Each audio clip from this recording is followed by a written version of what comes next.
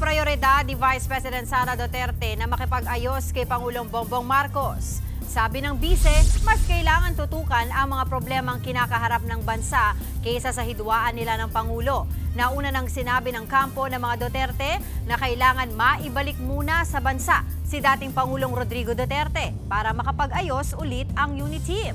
Nang tanungin si VP Sara tungkol dito, iginiit ng bise na ito rin umano ang sentimiento ng milyong-milyong mga Pilipino. Sa kabila niyan, idiniin ni VP Sara na mas mahalaga pa ring tugunan ang pangangailangan ng taong bayan kaysa sa reunion ng dating unity.